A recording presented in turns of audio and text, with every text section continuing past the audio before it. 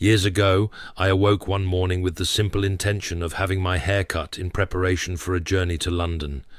But before I could act on this plan, a letter arrived, informing me that the trip was no longer necessary. Naturally, I resolved to postpone the haircut as well, considering it no longer urgent. Yet something curious occurred. A gentle, persistent thought began to tug at my mind. Like an unspoken command, almost as if a voice whispered, "Get it cut." All the same, go and get it cut. It seemed such a small matter to ignore, but the thought would not leave me. In time, the internal nagging became unbearable, and I yielded. Off I went to the barber's shop. Now, the barber, as it happened, was a fellow Christian. My brother and I had, on occasion, been able to offer him some comfort in his trials. But on this particular day, as soon as I crossed the threshold of his shop, he looked at me with a mixture of relief and wonder. "I was praying you might come today," he said. Had I delayed even a day or two, my visit would have been of no help to him at all. The moment awed me then, as it does now. It filled me with the deep reverence that comes when one glimpses, even briefly, the mysterious threads of providence. Yet, being who I am, I cannot assert with absolute certainty that my barber's prayers drew me to him that day. It could have been mere coincidence.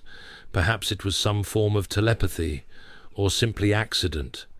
But to believe it was nothing more seems to underestimate the ways in which God weaves the ordinary into the extraordinary. I've stood beside those suffering far greater trials than a barber's troubles.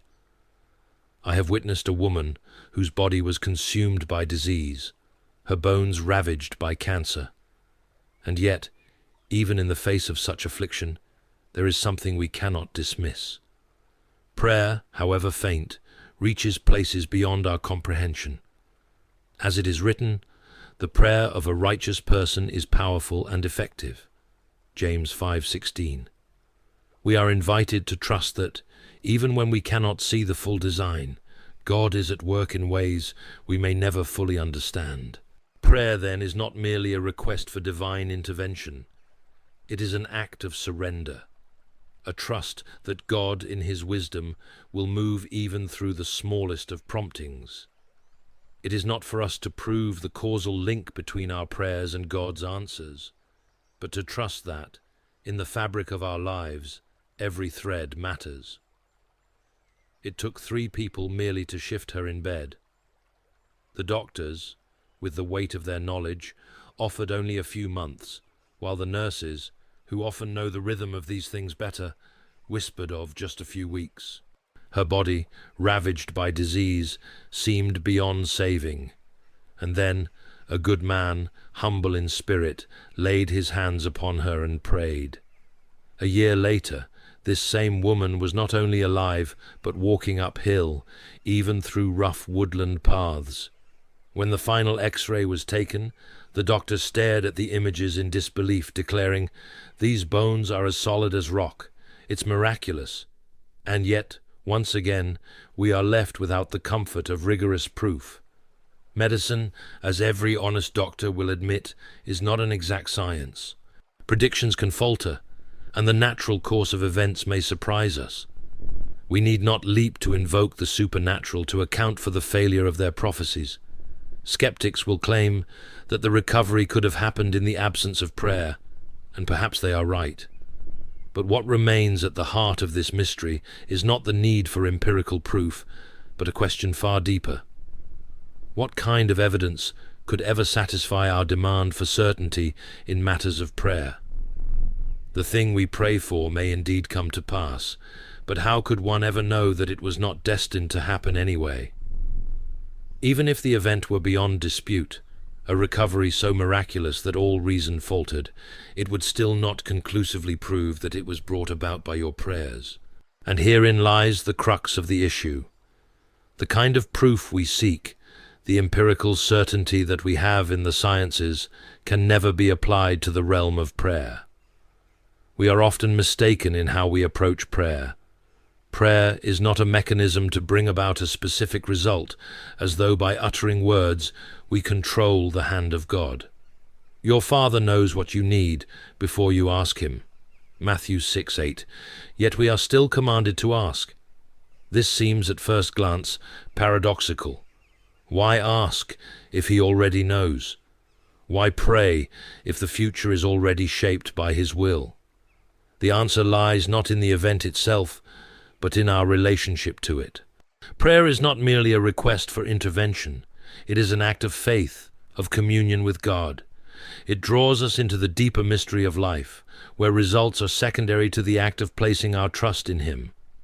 It is in this trust that the true efficacy of prayer is revealed, not in the certainty of outcome, but in the surrender of our hearts.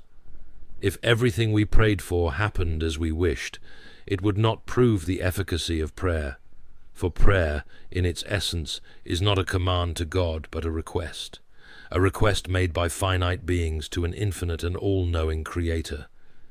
The power of prayer, then, is not that it changes God's will, but that it changes us. We may ask as children ask their Father, but ultimately, it is in the asking, in the relationship, that the beauty of prayer is found. The essence of a request, as distinct from compulsion, lies in its uncertainty. It may be granted or denied. And when an infinitely wise being listens to the requests of finite and often misguided creatures, it stands to reason that sometimes he will grant their wishes, and sometimes he will not. Were success in prayer guaranteed, it would not confirm the Christian doctrine at all, but something far more akin to magic, a belief in the power of humans to control or bend the natural world to their will. There are, of course, passages in the New Testament that at first glance might seem to promise unfailing success in prayer. Yet, this cannot be their true meaning, for the very heart of the gospel reveals a striking exception. In Gethsemane, the holiest of all petitioners knelt in earnest prayer, pleading 3 times for a particular cup to pass from him, Matthew 26:39. And yet, it did not. If even Christ's request was not granted, how then can we expect that prayer serves as a sort of infallible tool to manipulate the universe according to our desires? That notion must be firmly dismissed. Prayer, then, is not an experiment to be conducted on God. Some may suggest in their desire for empirical certainty that a large group of people should pray fervently for all the patients in one hospital, but not for those in another. After 6 weeks, they say, we could tally the results and measure which hospital had more cures and fewer deaths. They propose repeating the test in various locations to eliminate external influences. But even if such an experiment were allowed, which it is not, for we are forbidden to test the Lord, Deuteronomy 6:16, the very nature of prayer would make the endeavor impossible. The flaw lies not merely in the moral presumption, but in the nature of prayer itself. Prayer is not merely words spoken. It is a request made from the heart. Words without thoughts never to heaven go, says the king in Hamlet. To simply utter prayers is not the same as to pray.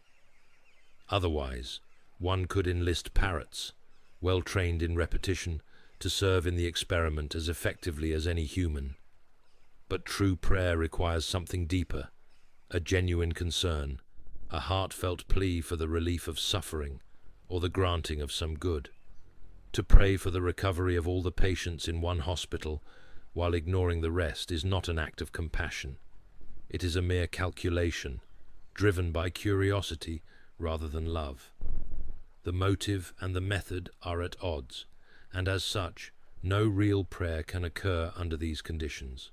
Thus, the experiment demands an impossibility. Empirical proof of prayer, or its disproof, remains forever out of reach. Yet this conclusion should not dishearten us, for prayer is at its core a request, one made not just of God, but of each other. We ask things of our fellow creatures just as we ask of God, and not every request is granted. The difference is that when we pray to the one who knows all, we trust not only in his power, but in his wisdom. We trust that his refusal, as much as his granting, is an act of love. Consider, then, that prayer is not a transaction nor a method to ensure the outcome we desire. It is rather an invitation to align our hearts with God's will, to trust that his response, whether it is yes, no, or wait, serves a purpose higher than our understanding. As Christ himself reminds us, "Your Father knows what you need before you ask him." Matthew 6-8. Prayer is not an experiment in causality, but an exercise in faith, in learning to trust that God's wisdom surpasses our finite comprehension. We ask for many things in life. We ask for a song to be sung, a raise in pay, or a favor from a friend to feed the cat while we're away. We ask a woman for her hand in marriage. Sometimes we get what we ask for, and sometimes we do not. But when we do, it is far less straightforward than we might think to prove, with any scientific certainty, a causal connection between the asking and the receiving. Your neighbor, for instance, may well be a kind-hearted person who would never let your cat starve, even if you had forgotten to ask. Your employer might be inclined to grant a raise, not because of your request, but because he already knows you could secure better pay from a rival firm, and is simply acting to keep you. As for the lady who consents to marry you, are you entirely sure she hadn't already made up her mind before you asked? That cherished yes may not have been the cause of her decision at all, but merely the confirmation of it. Perhaps she orchestrated the entire conversation with the intent of leading to that moment. So it is, in some degree, with the same uncertainty about the efficacy of our prayers to God. What we receive may have been coming to us all along, whether we prayed for it or not. Yet, this is only part of the truth. Our friends, our employers, and our future spouses often tell us that they acted because of our request, and we may know them well enough to trust both their honesty and their understanding of their own motives. When we hear them say, "I did this because you asked," we are reassured. But this reassurance does not come from the methods of science. We do not, and indeed cannot, conduct a control experiment by refusing the raise or breaking off the engagement, only to ask again under different conditions. Life does not offer such luxuries. What we gain instead is an assurance grounded in trust, built from knowing the hearts and minds of those who love us. And so it is with prayer. We do not pray to manipulate outcomes, but to commune with the one who knows our needs even before we ask. We trust that what comes is not mere coincidence or predetermination, but an answer given with love and wisdom. Just as we do not demand scientific certainty from our relationships with people, neither should we expect it in our relationship with God. The value of the request lies not in the result, but in the act of asking itself, in the acknowledgement of our dependence, our trust, and our willingness to accept what comes, whether it be yes or no. As Christ said, "Ask, and it will be given to you. Seek, and you will find. Knock, and the door will be opened to you." Matthew 7:7. But this promise is not one of certainty in results. Rather, it is an invitation to trust in the goodness of the one who answers. Our assurance, when it comes to prayer, is of an entirely different kind than scientific knowledge. It arises not from compiling data or making calculated observations, but from personal experience, knowing the other party, not merely knowing about them. If we are ever to reach the assurance that God hears and sometimes grants our prayers, it will be through this kind of knowledge. It will not come from tallying up successes and failures, nor from trying to calculate whether our answered prayers exceed what might be expected by chance. No, those who know a man best also know whether, when he granted their request, he did so because they asked. Likewise, those who know God best will know whether he answered because of prayer, whether he sent me to the barber's shop because the barber prayed. For too long, we have approached this question of prayer from the wrong angle and on the wrong level. To even ask, "Does prayer work?" sets us on the wrong footing. The very word work suggests we are dealing with a mechanism or a machine, something that functions automatically in response to inputs. But prayer is not magic, nor is it a tool to manipulate reality. Prayer is either a profound illusion, or it is an intimate, personal connection between incomplete, developing souls like ourselves and the one infinitely complete person, God Himself. Petition, asking for things, is only a small part of prayer. It is the outermost edge of what is far greater. Confession and penitence are the gateway. Adoration is the sanctuary, the presence, vision, and enjoyment of God. That is the true bread and wine of prayer. In the act of prayer, God reveals Himself to us. That He sometimes answers our petitions is a secondary matter, almost a byproduct, though an important one. From the revelation of God's nature, we learn what He does. But petitionary prayer, while secondary, is both permitted and, in fact, commanded. Give us this day our daily bread. Matthew 6:11. These words are not mere formality. They are a direct command from Christ Himself. Yet, they raise a perplexing question. Can we believe that God ever truly alters His action in response to our suggestions? For surely infinite wisdom needs no guidance, and infinite goodness needs no urging to do what is best. But consider this. God does not need any of the finite agents He has created. He does not need farmers, bakers, or butchers to provide us with food, nor teachers to impart knowledge, nor missionaries to spread His word. He could, if He chose, miraculously sustain our bodies without food, or provide us knowledge without the need for scholars, or convert the nations without human evangelists. Yet He chooses not to. Instead, He allows the soil, the weather, the animals, and the minds and wills of men to cooperate in the execution of His divine will. This is no accident. In His infinite wisdom, God has given us the dignity of causality. He has allowed us, His creatures, to participate in His work. And this is not limited to the realm of physical action. Prayer, too, is part of this participation. He has instituted it so that our petitions, in some mysterious way, contribute to the unfolding of His will. Thus, prayer is not simply a way of requesting things from God. It is a way for us to share in the divine process. He invites us into His work, not because He needs us, but because it elevates us. As Pascal wisely observed, God instituted prayer in order to lend to His creatures the dignity of causality. And this dignity extends far beyond mere prayer, touching every facet of our lives where we cooperate with God's unfolding plan. Whenever we act at all, whether through prayer or any other means, God lends us the dignity of participation. It is no stranger, nor any less strange, that our prayers should affect the course of events than that any of our actions should do so. Our prayers, like our actions, have not advised or altered God's mind.